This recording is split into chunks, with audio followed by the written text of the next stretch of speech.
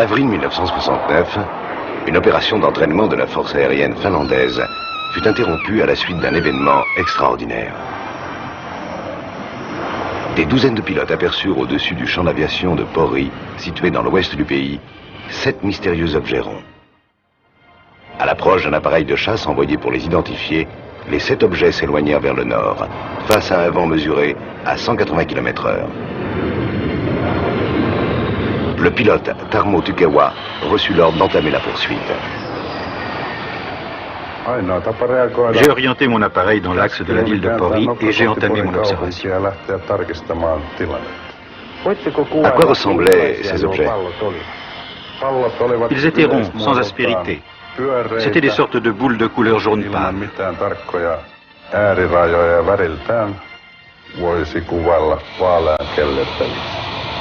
Ils étaient à quelle distance? Impossible de la déterminer avec précision. Je ne disposais d'aucun repère. Selon vous, à quelle vitesse se sont-ils éloignés? Je n'avais aucun moyen de la calculer, mais je volais moi-même à 700 km/h et ils m'ont très vite distancé. Est-ce que vous avez trouvé une explication rationnelle à ce que vous avez vu? Je suis incapable de fournir une explication logique.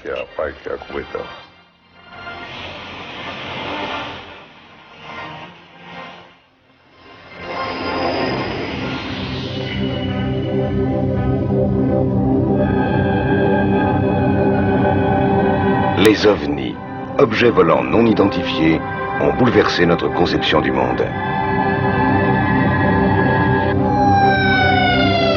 L'astronaute américain Mitchell a déclaré après son expérience spatiale « Nous savons tous que les ovnis existent. Le tout est de savoir d'où ils viennent. »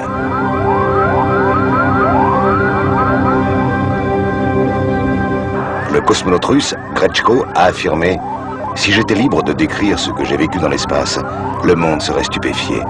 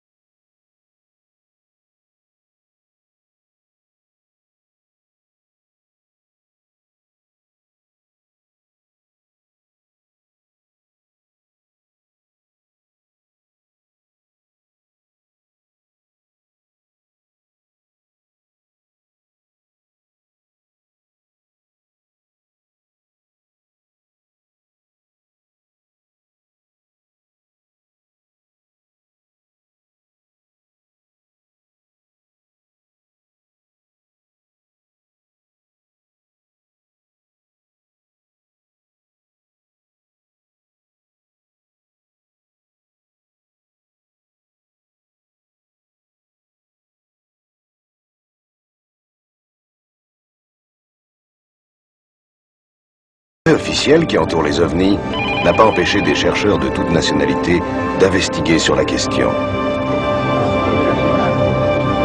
Beaucoup des phénomènes observés étaient dus à des causes très naturelles, mais d'autres concernent bien des objets non identifiés et leurs caractéristiques communes interpellent les scientifiques.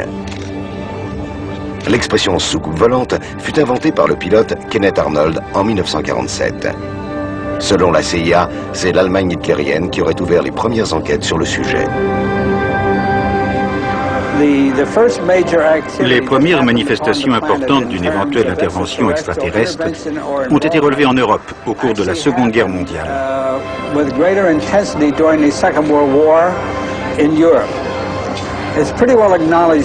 Beaucoup estiment aujourd'hui que le Troisième Reich allemand était en relation avec des forces de cette nature. Je suis convaincu qu'en raison d'impératifs militaires, tout ce qui avait trait à ces phénomènes aériens devait être tenu secret.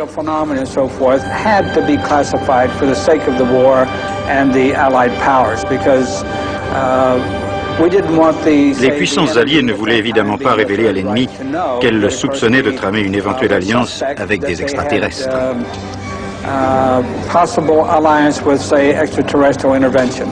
À l'origine de ces phénomènes, sous l'administration du président Truman et ensuite du président Eisenhower, nous avons été approchés par des E.T. sympathisant à notre cause. Ils nous ont mis en garde contre d'autres extraterrestres qui pourraient se manifester dans l'avenir. Les observations d'OVNI se sont toujours multipliées en période de crise. La guerre avait jeté les bases d'une conquête sidérale. Virgil Armstrong soutient que les ovnis ont procuré dans ce domaine beaucoup d'informations techniques. J'ai été particulièrement impliqué dans cette affaire en 1980, lorsque j'ai donné une conférence à Oakland, en Californie, devant 800 personnes. J'y ai évoqué une conspiration du gouvernement face au phénomène des ovnis. J'avais pris connaissance de documents ultra secrets révélant qu'un ovni avait atterri à White Sands, au Nouveau-Mexique. J'avais suivi l'affaire de près. Je n'ai pas été mêlé personnellement à la capture de cet engin. On ne peut d'ailleurs pas parler de capture. L'OVNI s'était simplement posé au centre de la ville. Après une période d'observation, nous avons réussi à y pénétrer. Nous y avons trouvé 5 corps. Dès la fin des années 40, Américains et Soviétiques ont intensifié leurs recherches, fondées généralement sur des témoignages de pilotes d'avion, confirmés par des observations de radar. On a cependant tenté de garder ces enquêtes secrètes ou d'en minimiser les conclusions. À la fin des années 70, la législation des États-Unis a autorisé la publication des documents officiels vieux de plus de 30 ans. Sous la pression de certains chercheurs, plus de 2000 rapports sur les ovnis ont ainsi été rendus publics. Mais des centaines d'autres sont restés secrets, après qu'une ordonnance judiciaire ait décrété que leur contenu touchait au domaine de la sécurité nationale. Le commandant des Marines, Donald Keohane, président du NICAP, l'Institut de recherche sur les ovnis, fut le premier à dénoncer dans les années 50 la politique de secret menée par le gouvernement américain sur les innombrables dossiers établis par ses services. Un professeur d'astronomie, Allen Hynek, fut ensuite désigné afin d'examiner ces phénomènes pour le compte de l'US Air Force. À l'initiative de Gerald Ford, leader du Parti républicain au Congrès, fut par ailleurs créé un comité gouvernemental de recherche dont le premier président fut Edward Condon, docteur en physique. Hynek, également membre de ce comité, se plaignit à son tour des silences officiels en la matière. Il finit par démissionner pour prendre la tête d'un organisme de recherche privé. À ce jour, les superpuissances continuent d'étudier ce problème. Il a été révélé récemment que les présidents Gorbatchev et Reagan avaient tenu en 1985 des discussions très officielles sur la question. Entre autres informations, la publication des plus anciens dossiers a révélé qu'un engin spatial inconnu avait atterri en 1947 à Roswell, au Nouveau-Mexique.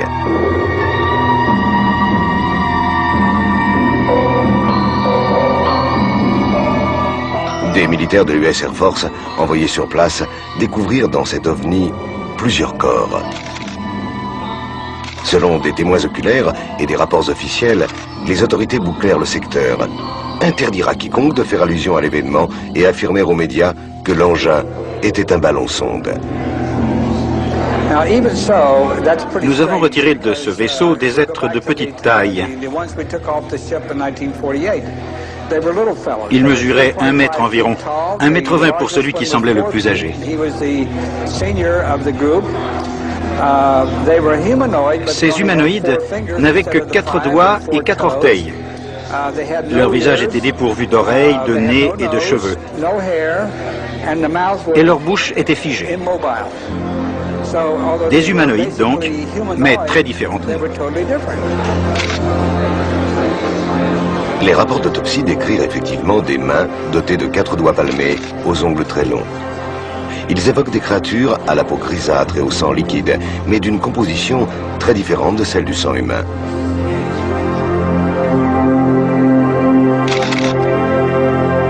Les documents publiés révèlent qu'une unité spéciale baptisée Majestic 12 fut chargée d'enquêter sous l'autorité directe du président Truman.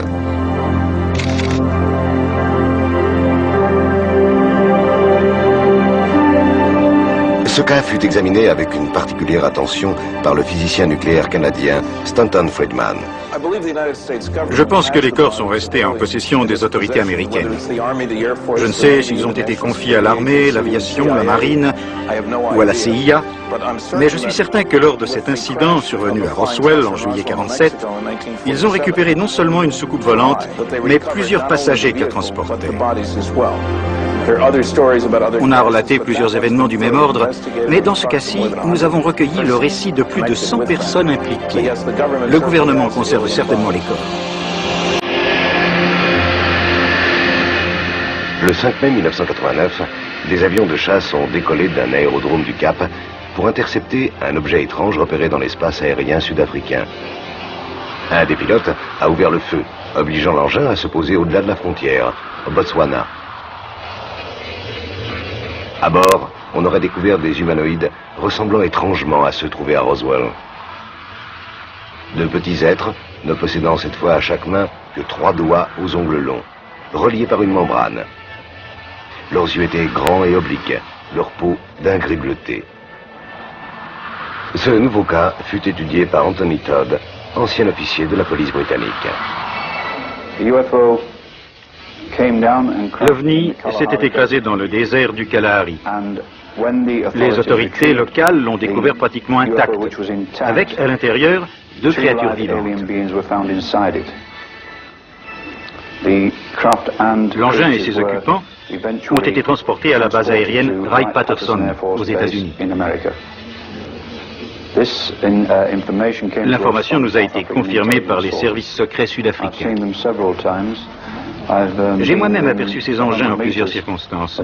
J'en ai approché un à une centaine de mètres.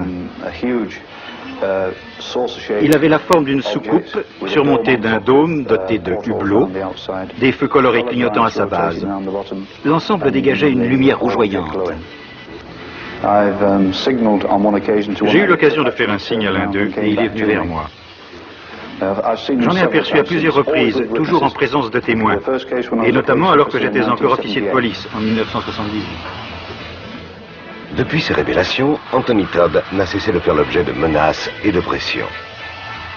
Assimiler les visions d'OVNI à des illusions d'optique n'a pas de sens. Les enquêtes effectuées démontrent que beaucoup de ces apparitions ont laissé des traces qui témoignent de leur matérialité. En janvier 1980, un OVNI s'est posé dans le jardin d'une ferme, en Provence. Des examens effectués à l'initiative du GEPAN, l'Institut de recherche sur les OVNIs, ont révélé un étrange phénomène. À l'endroit de l'atterrissage, la structure biochimique de la végétation s'est trouvée modifiée, comme si elle avait brusquement vieilli. Des chercheurs soutiennent que seule une radiation nucléaire intense peut avoir suscité cette mutation.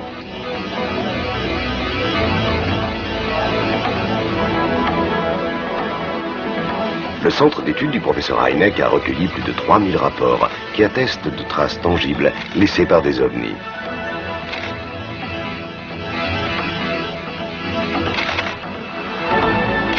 De mystérieuses empreintes laissées dans des champs du nord de l'Angleterre ont suscité un débat passionné.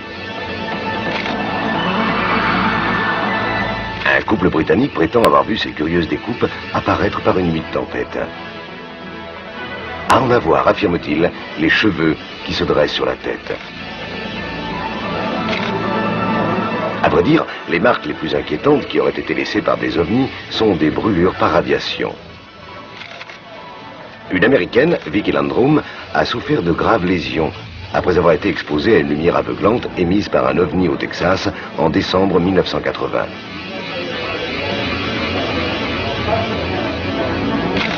En avril 1964, alors qu'il était en patrouille, un policier américain, Lonnie Zamora, a repéré et rejoint un ovni qui venait de se poser.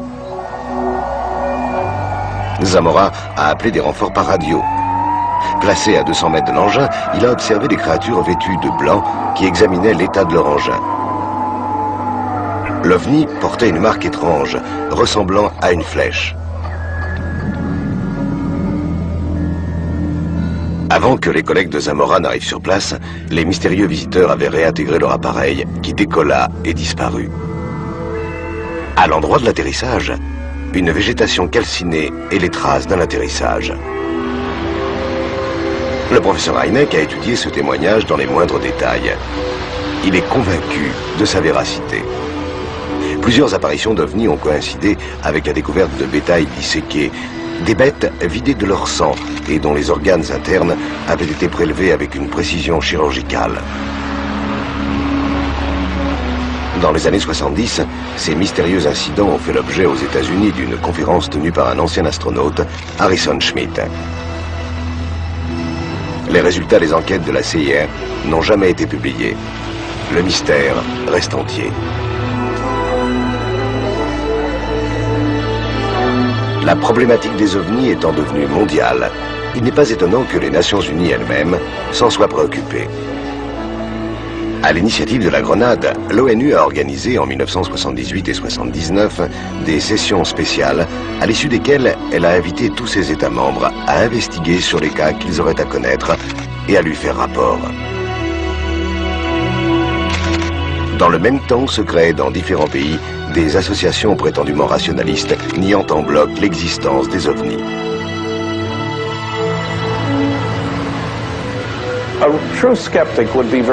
Un vrai sceptique est le bienvenu dans l'étude de ces phénomènes. Mais dans la plupart des cas, ce n'est pas des sceptiques que nous avons affaire. Moi-même, je suis un sceptique. Je vérifie mes sources. Ici, nous nous trouvons confrontés à des apôtres de la bonne foi qui écartent tout ce qui porte atteinte à leur certitude. Ils se limitent à discourir et à accuser. Si le scepticisme est respectable, le dénigrement est sans intérêt. Le plus bruyant de ces détracteurs est Philippe Klass, ancien chroniqueur d'une revue traitant d'aérospatiale. Nous nous sommes affrontés à plusieurs reprises. J'ai souvent dénoncé ses préjugés, mais il persiste. Il est parfois très léger. Je suis heureux qu'il ait dû un jour me payer $1000 pour l'avoir démontré. Il contestait des documents qui, selon lui, ne pouvaient pas avoir été rédigés à la Maison-Blanche à une période donnée. En fait, il avait examiné une part négligeable des volumineux dossiers que détient la bibliothèque Eisenhower. Tirer des conclusions d'après 9 documents sur 250 000, ce n'est pas très raisonnable. Quelle est votre opinion sur le mage James Randi? Ce n'est pas un sceptique, c'est un fumiste. Il ne sait rien des ovnis. Dans son livre Flim Flam, qui se fonde sur des cartes célestes, il se trompe quasiment sur toute la ligne. Ce n'est pas un sceptique, c'est un fumiste. Il ne sait rien des ovnis. Dans son livre Flim Flam, qui se fonde sur des cartes célestes, il se trompe quasiment sur toute la ligne.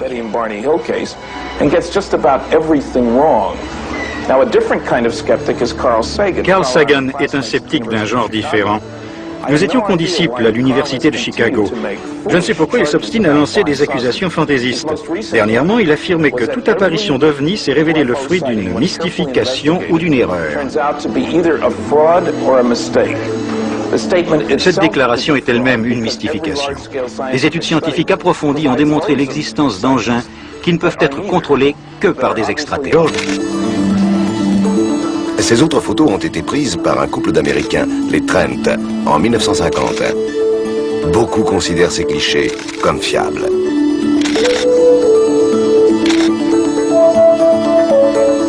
Une controverse comparable à celle soulevée par Adamski fut suscitée par un Suisse, Edward Mayer, qui affirmait lui aussi avoir été en contact avec des humanoïdes. Avant même que ces déclarations aient été passées au crible, l'opinion publique le classa dans la catégorie des fumistes. Il prétendait que ces visiteurs de l'au-delà se régénéraient au rythme de l'activité des taches solaires.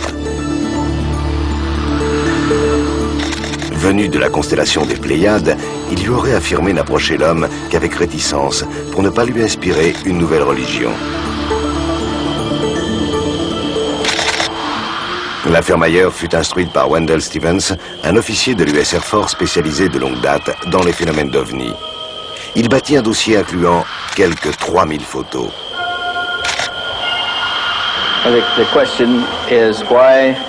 Vous me demandez pourquoi je suis persuadé que le Suisse Edward Mayer a fait un témoignage de bonne foi et pourquoi on peut considérer que ce que l'on voit sur ces photos, ce sont vraiment des ovnis. C'est parce qu'au cours de notre enquête, Nous n'avons pas trouvé un seul, mais 5 photographes qui avaient pris des clichés de cet engin spatial. 5 photographes pour cette seule apparition. They all took pictures of the spacecraft, the Pleiadian spacecraft. And on one case, en ce qui concerne une de ces photos, 4 de ces témoins ont saisi l'image de l'OVNI simultanément, sous 4 angles différents. Ces films, provenant de 4 caméras différentes, ont été développés dans 4 laboratoires différents, de 4 pays différents. Et pourtant, l'objet reproduit est bien le même. De plus, nous avons sélectionné 4 des meilleurs clichés, un de chaque source, et nous leur avons fait subir des tests approfondis. Cela nous a coûté plus de 60 000 $. C'est le prix d'une technologie de pointe.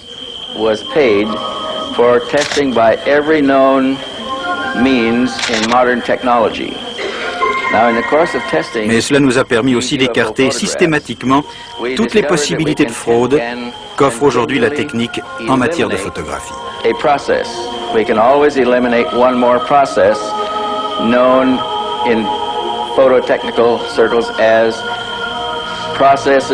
Tous les soupçons de trucage ont pu être dénoncés. Et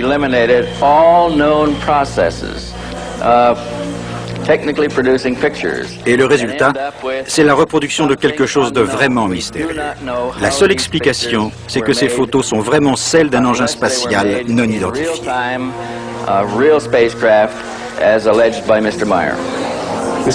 votre avis, pourquoi les témoignages de pilotes sont-ils aussi rares?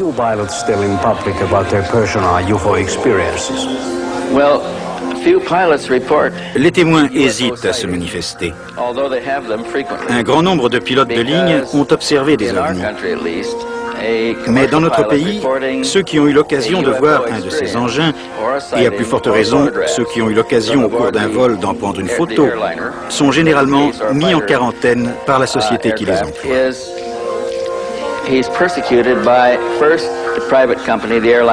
Ces compagnies aériennes imposent une procédure interne très stricte. Elles hésitent à rendre leurs informations publiques. Les pilotes militaires subissent la même pression. Ils ne sont pas autorisés à faire état de ce qu'ils ont vu. Ils sont tenus à respecter le secret de leur mission.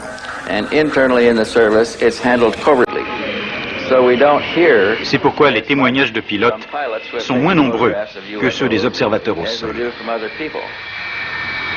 On débat beaucoup de la forme des ovnis. La plupart des témoins les ont vus ronds, ovales, cylindriques ou en forme de soucoupe.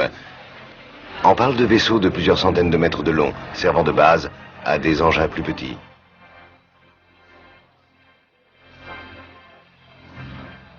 On les décrit lumineux, brillants, multicolores ou métalliques, émettant des bruits étranges.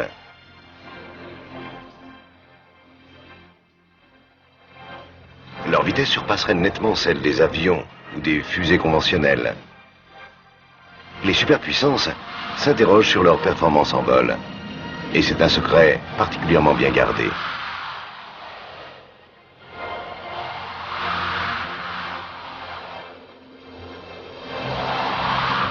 Dans les années 80, on a enregistré de nombreuses apparitions d'ovnis en Norvège, dans la région montagneuse de Hessdalen, au sud de Trondheim. Elles ont mobilisé les chercheurs scientifiques scandinaves et l'armée norvégienne.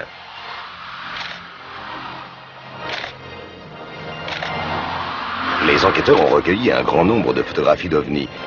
Malgré un déploiement sans précédent de matériel sophistiqué, aucune explication logique n'a pu être fournie de ces nouveaux phénomènes.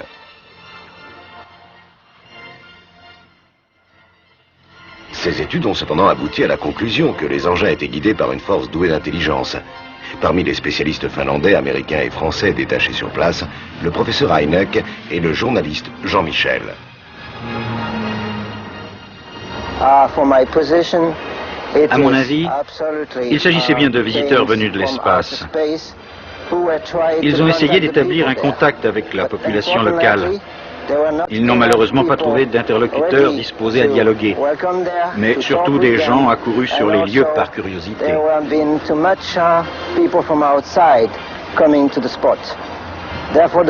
C'est pourquoi les contacts ont été interrompus. Les ovnis se sont déplacés vers le sud vers les centres montagneux de la Norvège.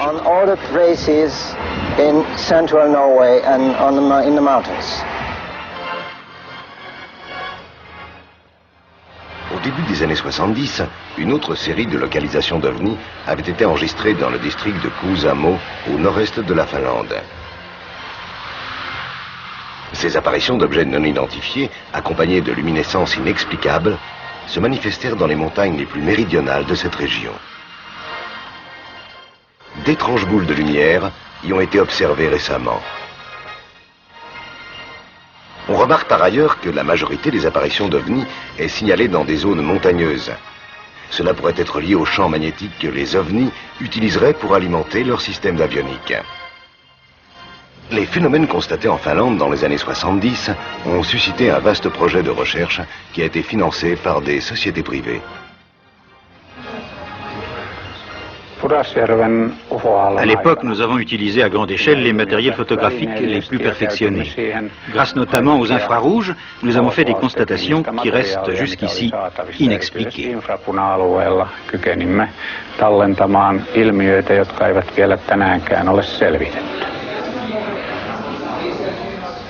Des ovnis se manifestent régulièrement en Finlande et ailleurs en Scandinavie.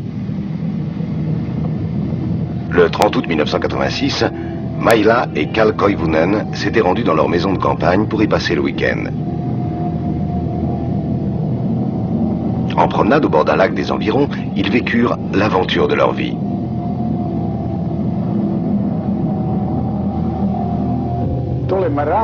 Nous étions sur le point de monter sur notre bateau lorsque ma femme a levé les yeux et aperçut une lumière. Elle a pensé que c'était un avion. À mon tour, j'ai regardé le ciel et vu s'approcher une boule lumineuse qui s'est arrêtée à quelques 30 mètres du bateau. Elle avait environ 4 mètres de diamètre. J'ai pensé que c'était un hélicoptère. Ça ne pouvait pas être un hélicoptère. Il s'était approché dans le plus grand silence.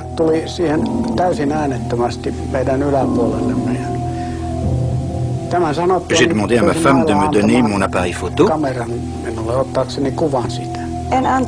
Je ne l'ai pas fait. Je voulais m'éloigner très vite.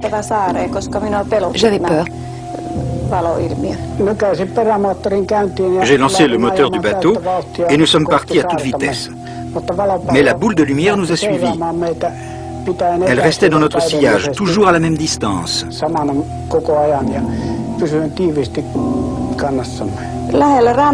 Nous approchions du rivage. La boule a envoyé 3 signaux lumineux. Je me suis dit, maintenant, ils vont nous avoir.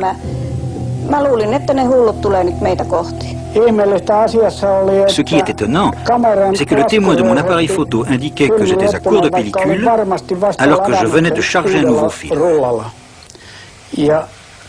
Les ovnis nous ont survolés pendant 40 minutes.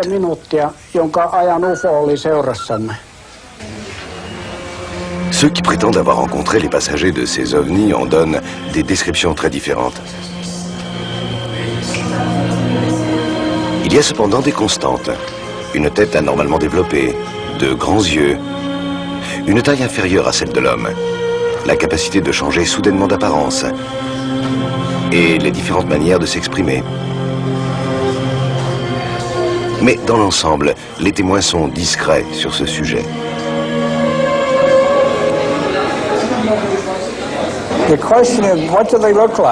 Ils nous ressemblent, mais avec des différences sensibles. Certains mesurent plus de 3 mètres, d'autres 2, d'autres 1 mètre seulement. C'est très variable. Je pense qu'en fait, ils adoptent la taille que nous souhaitons leur voir prendre.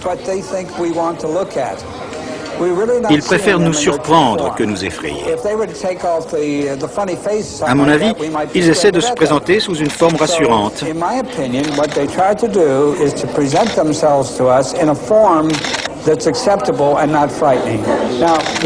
Certains sont particulièrement grands, avec une tête carrée. D'autres ont la même apparence que vous et moi. J'en ai répertorié 18 espèces, mais il en existe peut-être 25. Certains prétendent qu'ils auraient autant de bases secrètes dans le sud-ouest des États-Unis. Ce n'est pas rien. It's suspected that they may have as high as 26 secret bases throughout the southwest United States. That's a bunch.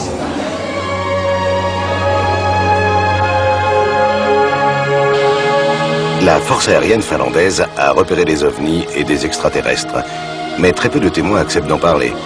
L'un d'entre eux a vécu une expérience tout à fait extraordinaire.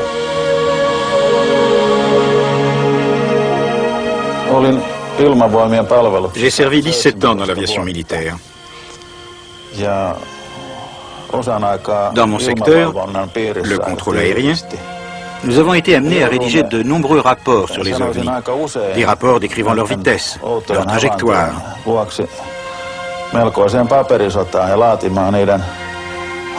Nous avons constaté que leurs mouvements répondaient à une logique. À l'évidence, ils s'efforçaient d'éviter le repérage de nos radars.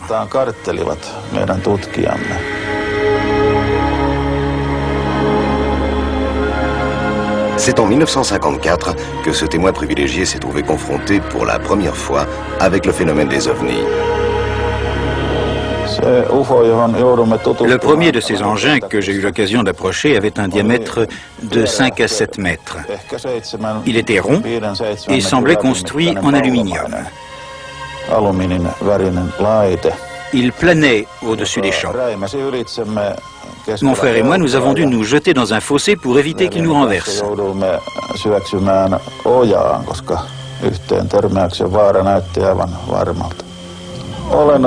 Les créatures sont apparues à minuit.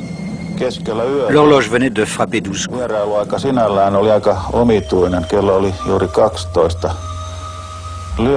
Toute ma famille dormait. Moi, j'étais bien éveillé. Je leur ai ouvert la porte de notre maison. J'ai pensé qu'il s'agissait d'une bande de jeunes qui s'était égarée. Ils sont entrés. Ils se sont étonnés que je sois là pour les accueillir. Car c'était bien vous, m'ont-ils dit, que nous étions venus interroger.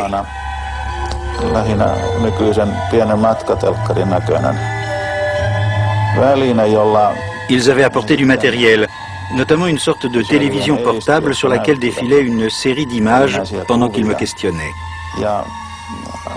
Ils ont soulevé différents sujets. Ils illustraient certains d'entre eux avec des photos. Ils m'ont montré des clichés qui figuraient des événements à venir. Et la plupart des choses qu'ils ont évoquées se sont effectivement produites par la suite. Näin lyhyesti sanottuna ne tapahtumat, jotka minulle silloin kerrottiin, ovat tähän mennessä pitäneet hyvin paikkansa. Joskin tämän La dernière de ces photos n'était pas très agréable. On y voyait les conséquences d'un accident dont ils m'ont dit que je serais victime à un moment de ma vie. Näytetty tapaturma, jonka uhriksi tulen jossain vaiheessa elämääni joutumaan. Ils m'ont aussi affirmé que la galaxie dont ils venaient ressemblait, vue de la Terre, à un simple amas d'étoiles.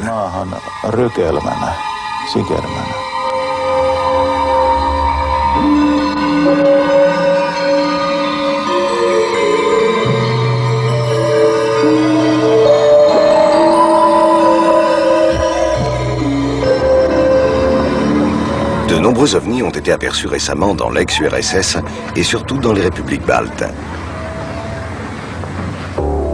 L'ouverture à l'Est y a favorisé la recherche et encouragé l'organisation de conférences regroupant des centaines de scientifiques venus du monde entier. On a beaucoup parlé en 1989 de l'atterrissage dans un parc de la ville de Voronezh d'un ovni circulaire de couleur rougeâtre.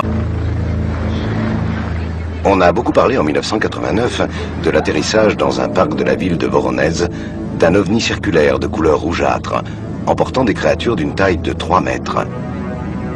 À leur vue, un témoin a été frappé de congestion cérébrale et un autre s'est trouvé momentanément aveugle. Ces apparitions se sont produites en série, en présence notamment de nombreux enfants.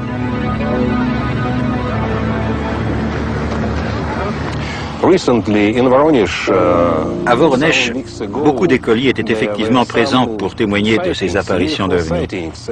Ils ont observé leurs atterrissages. Mais il n'y avait pas sur place que des enfants pour décrire l'arrivée des engins spatiaux et les humanoïdes qui en ont débarqué.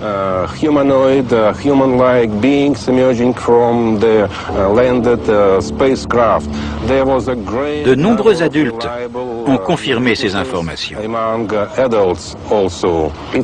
Il semble que les manifestations d'OVNI se soient produites en grand nombre dans l'ex-Union soviétique.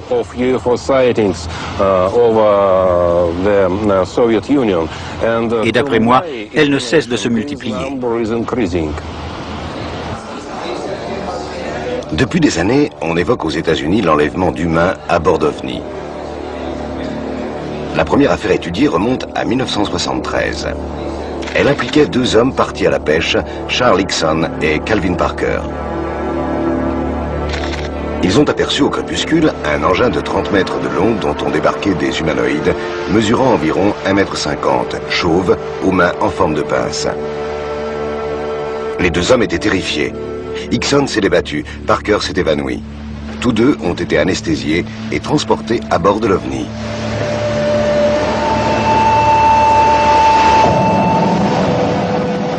Lorsqu'ils ont rapporté leur aventure aux autorités, ils étaient encore dans un état hystérique. Les policiers ont enregistré à leur insu une discussion entre eux qui témoigne de leur bonne foi.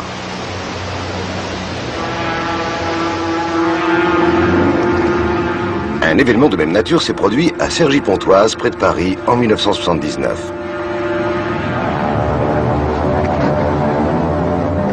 À l'aube, trois jeunes gens se sont trouvés entourés de boules de lumière.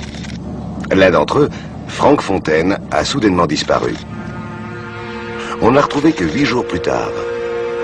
Malgré une enquête approfondie, la police n'a pu fournir aucune explication logique à cette semaine d'éclipse.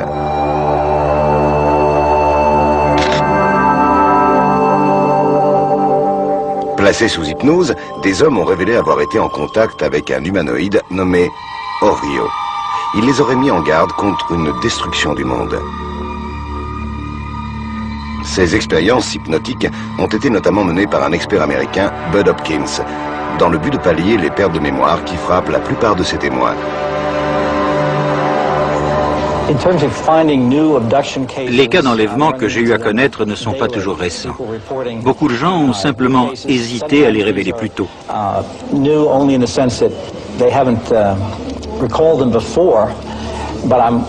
Cela dit, je travaille actuellement sur des enlèvements qui se sont produits ces derniers mois.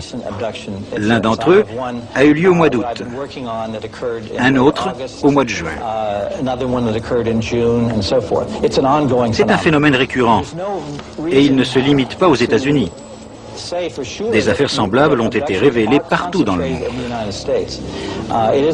J'ai étudié le cas d'une jeune femme enlevée l'été dernier aux USA, mais ça lui était déjà arrivé précédemment en Argentine, puis en Espagne et en différents endroits des États-Unis.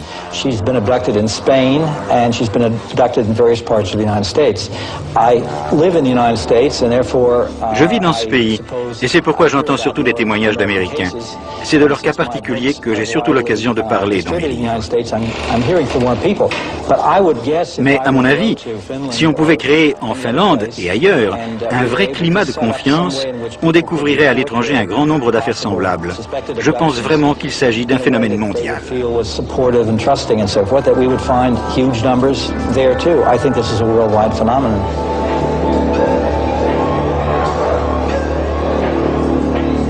La Finlande détient en effet, et de plus en plus, un record d'apparition d'OVNI.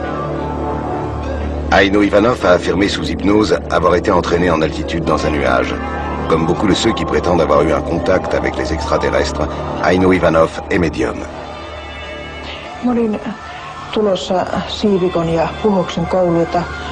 Je rentrais chez moi en voiture, venant de l'école où j'enseigne. En traversant un pont, je suis soudain entrée dans un épais brouillard. C'est à ce moment que cette chose étrange m'est arrivée.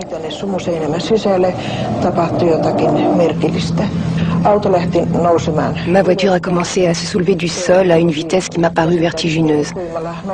Au début, j'étais plongée dans une obscurité absolue. Ensuite, je suis entrée dans un champ lumineux d'un bleu intense.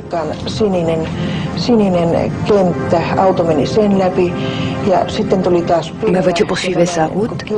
Je me suis retrouvée dans une zone obscure parcourue de points de lumière qui s'approchaient et s'éloignaient successivement. J'ai alors pris conscience que la voiture atterrissait sur une surface étrange.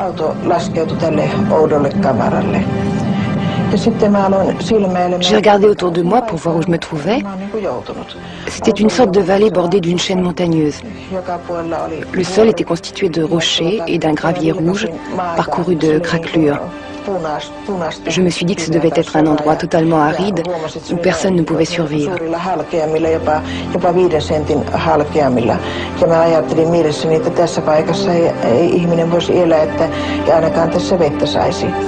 C'est alors que j'ai aperçu deux créatures qui descendaient la colline à ma gauche.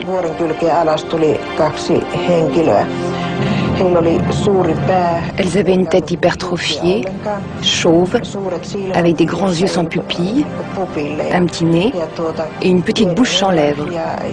Elles avaient la peau pâle.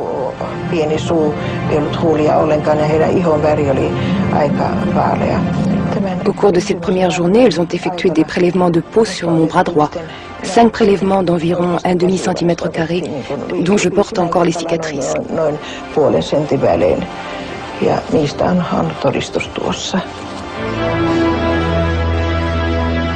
Il est évidemment très difficile de vérifier l'authenticité de ces témoignages. Un autre cas célèbre est celui vécu par un couple d'Américains en 1961. Le 19 septembre de cette année-là, Betty et Barney Hill voyageaient en voiture sur la côte est des États-Unis lorsqu'ils ont aperçu dans le ciel un objet brillant. Ils ont alors perdu conscience. Lorsqu'ils sont revenus à eux, l'OVNI avait disparu. Ils se sont retrouvés 50 km plus loin sans avoir conscience de s'être déplacés. Placés séparément sous hypnose, les Hill ont raconté comment ils avaient été anesthésiés pour se réveiller dans un engin spatial, en présence de créatures qui avaient effectué sur eux des tests médicaux. Barney Hill subissant en outre un prélèvement de sperme. Un des extraterrestres leur aurait montré une carte situant sa planète par rapport à notre univers. Phyllis Van Schlemmer aurait eu quant à elle un contact similaire à celui d'Aino Ivanov. J'ai rencontré à 2 reprises, dans des ovnis, des visiteurs venus d'autres planètes. 2 expériences très différentes. Dans un des cas, j'ai vu l'ovni atterrir près de moi. Une porte s'est ouverte. Pendant un instant, j'ai eu très peur. Ensuite, je me suis dit que c'était une expérience qui valait la peine d'être vécue. Et je suis montée à bord.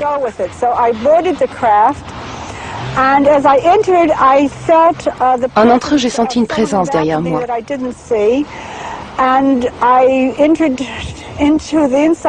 Il y avait là 2 êtres d'environ 1,80 m qui ressemblaient tout à fait à des humains. Ils étaient assez beaux. Il m'a semblé que ce devaient être des mâles.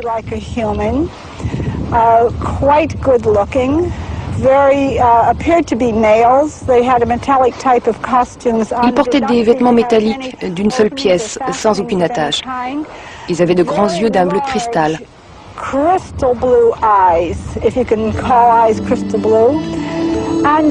Un jour, plusieurs années auparavant, dans mon bureau, un autre visiteur spatial m'était apparu. Il leur ressemblait tout à fait.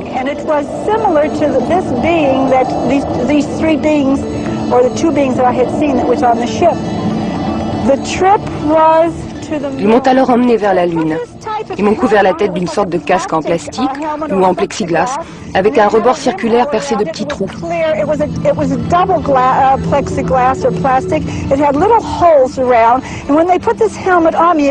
Lorsqu'ils me l'ont mis, cela a créé autour de moi une atmosphère que j'étais capable de respirer. Je leur avais dit, je veux aller sur la Lune. Maintenant que vous m'avez emmené avec vous, vous ne pouvez pas me refuser ça. Ils m'ont donc placé cet appareil. J'ai commencé à marcher, mais avec l'impression de ne pas toucher le sol. Je ne sais comment cela fonctionnait, mais ils ont ouvert la porte, ils m'ont prise par la main. J'étais heureuse, ils me retenaient et je flottais.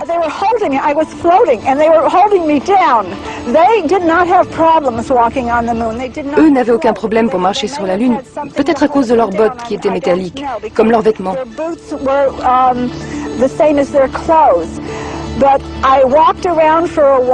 Je me suis un peu baladée, j'avançais et eux me retenaient au sol et je pataugeais dans la poussière.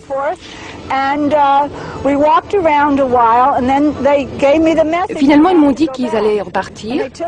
Ils m'ont ramené, ils ont enlevé l'appareil, nous nous sommes assis et nous sommes revenus sur Terre. Lorsque je suis descendue de leur vaisseau et que je suis rentrée chez moi, il était 6h20 du matin. J'étais partie pendant environ 2 heures. Je leur ai demandé comment ils étaient capables de franchir aussi vite une distance que les cosmonautes mettent plusieurs jours à parcourir. Ils m'ont répondu que nous n'étions pas assez avancés techniquement pour le comprendre.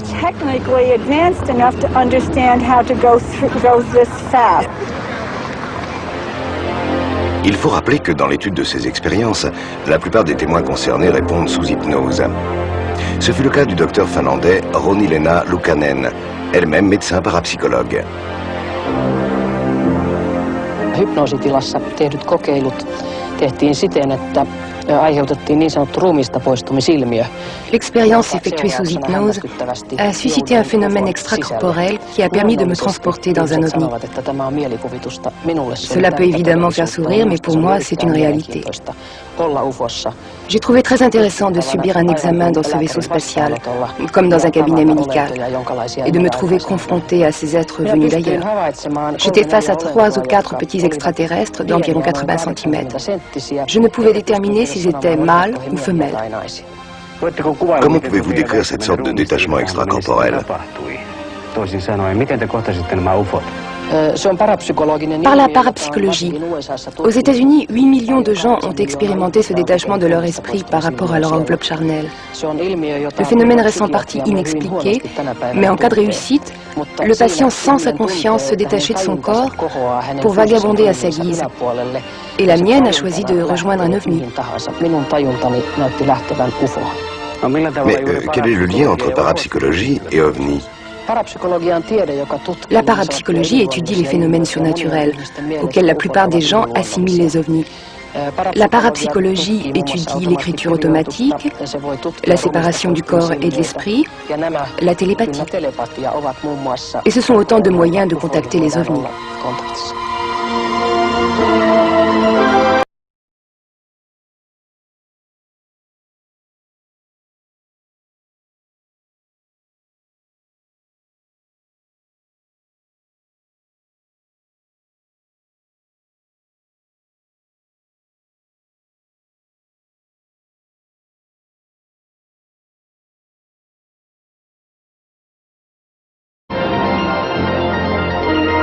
Le 15 octobre 1957, Antonio Villas-Boas était en train de travailler dans sa propriété lorsqu'a atterri à côté de lui un ovni de 10 mètres de long.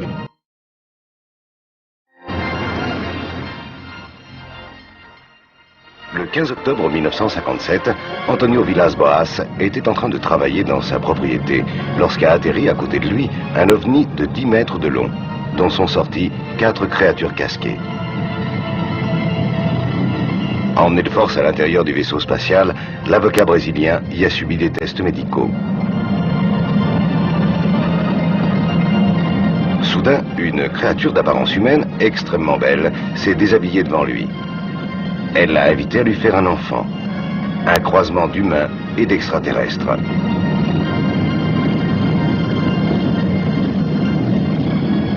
Plus tard, ses visiteurs seraient revenus pour lui montrer cette progéniture. Betty Andreasson, une américaine d'origine finlandaise, a rencontré des extraterrestres pour la première fois en 1967. Ils ont pénétré chez elle, ont anesthésié sa famille et l'ont emmenée dans leur ovni vers un lieu mystérieux qui ne lui a laissé que des souvenirs assez vagues. Placée sous hypnose, elle a cependant donné des détails assez précis sur son expérience. Elle aurait notamment visité un centre de croisement entre humains et humanoïdes. Ces images ont été réalisées d'après les témoignages qu'elle a rapportés.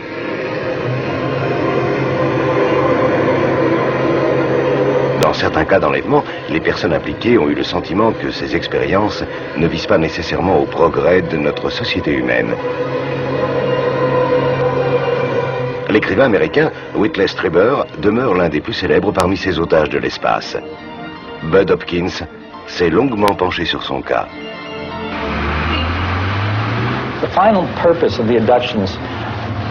Nous sommes incapables de déterminer actuellement la raison exacte de ces enlèvements. Il me semble que le but final de ces expériences génétiques, c'est de créer un être hybride, un croisement entre ces extraterrestres et nous.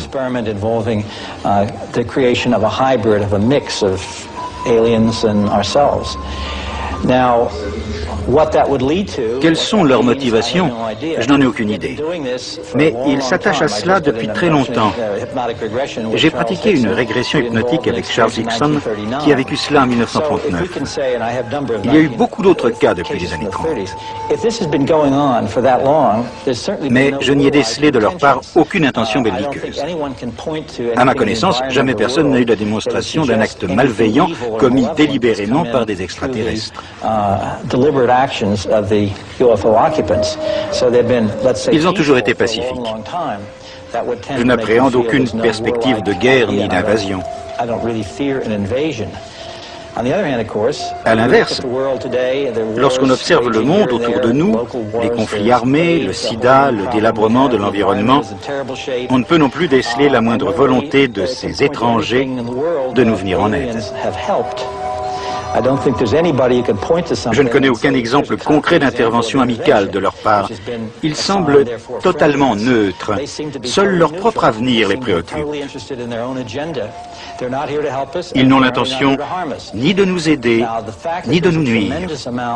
Ces expériences ont cependant d'importantes conséquences psychologiques. Par nature, l'homme est grégaire. Il a une volonté souvent touchante de communiquer. C'est émouvant de voir ces scientifiques qui se donnent la peine de faire de la plongée sous-marine pour tenter de dialoguer avec des marsouins incapables d'exprimer grand-chose. Nous devrions étendre ce souci de communication.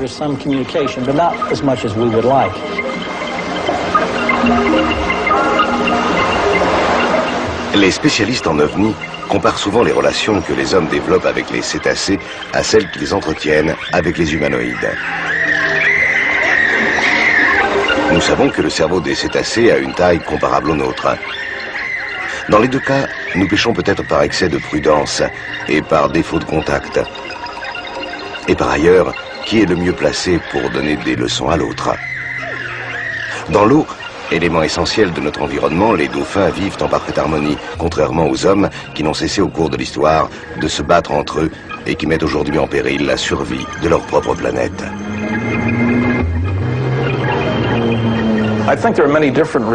Les extraterrestres ont bien des raisons de s'intéresser à nous. J'en ai relevé au moins 2 douzaines. La principale, c'est que depuis la Deuxième Guerre mondiale, il est devenu évident pour ces civilisations extérieures que nous développons des velléités d'expansion.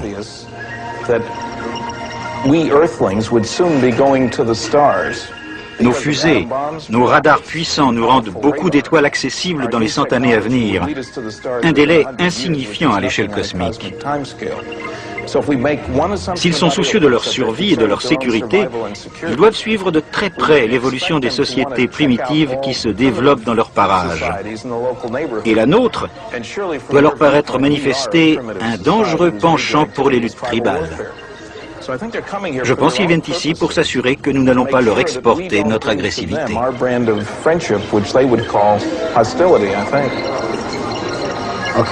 Mais pourquoi si peu de scientifiques s'intéressent-ils à ce problème? Il y en a plus qu'on ne le pense. J'ai découvert que dans beaucoup de secteurs, on s'intéresse aux ovnis. Et je souhaiterais que cet intérêt se développe. Un nombre croissant de scientifiques devraient prendre connaissance des études sérieuses menées sur le sujet. Ils découvriraient que certains ovnis sont incontestablement des engins spatiaux. Ils se joindraient à moi. Mais le grand obstacle, c'est la peur du ridicule.